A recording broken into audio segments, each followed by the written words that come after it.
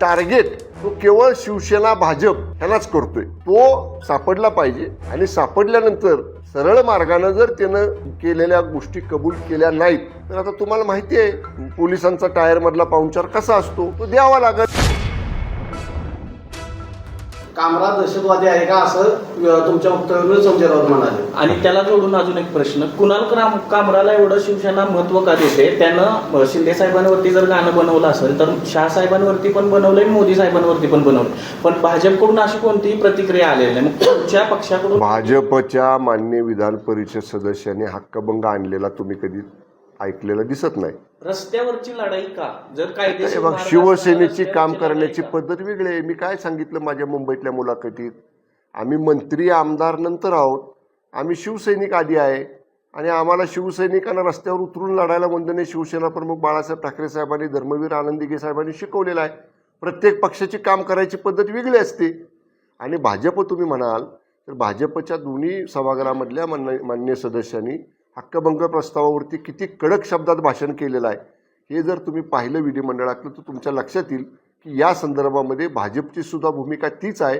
आता राहिला प्रश्न थोरातांनी मला विचारलेला की तुम्हाला अशा पद्धतीनं 3rd डिग्री देण्याचं वक्तव्य का करावं लागलं, तर तुम्ही थोडंसं पाठीमागं जाऊन कुणाल कामराची स्टेटमेंट्स बघा, तिची वक्तव्य बघा, त्याचं लिखाण बघा. तो कुठं ना कुठंतरी 2 समुदायांमध्ये, 2 गटांमध्ये, 2 विचारसरणीच्या लोकांच्या मध्ये तेढ निर्माण होऊन अशांतता कशी होईल हा त्याचा प्रत्येक वेळचा प्रयत्न आहे. आणि टार्गेट तो केवळ शिवसेना भाजप ह्यालाच करतोय. इतर जे राजकीय पक्ष आहेत देशातले, महाराष्ट्रातले, त्यांच्या बाबतीत त्याच्याकडनं कधी असं होत नाही. म्हणून तो हॅबिच्युअल आहे असं आमचं म्हणणं आहे. आणि एवढं करून पहिल्यांदा केलं, आपण समजू शकतो, परत तो त्याच्यावर ठाम आहे, परत तो तशी काहीतरी वक्तव्य करतोय.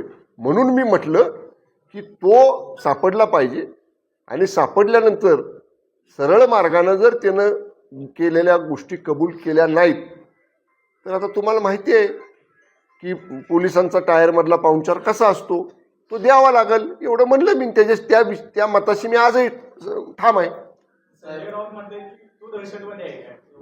म्हणून मी म्हणतोय त्याची आता कसं आहे, न्यायप्रविष्ट बाब आहे, त्याला चेन्नई कोर्टाने चेन्नई का कुठल्या मद्रास चेन्नई कोर्टाने त्याला 7 तारखेपर्यंत अटक करू नये असे आदेश दिलेले आहेत. त्यामुळे आता कोर्ट मॅटर असल्यामुळे त्याच्यावर जास्त भाष्य करणं योग्य नाही. पण त्याला जेव्हा अटक करू नये हे संरक्षण माननीय न्यायालयाचं त्याचं जेव्हा बाजूला होईल आणि त्याला जेव्हा पोलिसांपुढे सरेंडर व्हावं लागेल किंवा पोलिसांच्या अटक करण्याच्या कारवाईला त्याला पुढे जावं लागेल तेव्हा पोलीस चौकशीतनं सगळ्या गोष्टी बाहेर येतील. आम्ही आत्ता काही बोलणं योग्य नाही. आमच्याकडे सगळी माहिती आहे, त्याचे कनेक्शन्स कोणाबरोबर आहेत, त्याच्या सगळ्या शोजला फंडिंग कोण करतंय, त्याचे कॉल डिटेल्स कोणाबरोबर झालेले आहेत, ही सगळी माहिती आमच्याकडे आहे. फक्त त्याला एकदा पोलिसांच्या समोर चौकशीला येऊ द्यात, पोलिसांना त्याचं इन्व्हेस्टिगेशन करू द्यात, पोलिसांनी त्याच्यातल्या फाइंडिंग्स काढू द्यात. Law will take its course. Law प्रमाणे, कायद्याप्रमाणे त्याच्यावर कारवाई होईल. छत्रपती शिवाजी महाराजांच्या वक्तव्यावरनं कोरटकर असतील किंवा सोलापूर यावरून आज उदयनराजेंनी थेट प्रश्न विचारलाय सरकारला की राज्यात दंगली होत आहेत, गोळ्यानं दूध पिताय का?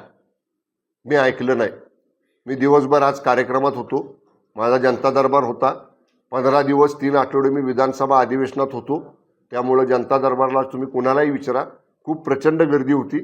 त्याच्यानंतर मी आमच्या कोयनाजवळ डोंगरी महोत्सवाची साईट इन्स्पेक्शन जागेवर जाऊन पाहणी नियोजनाची केली.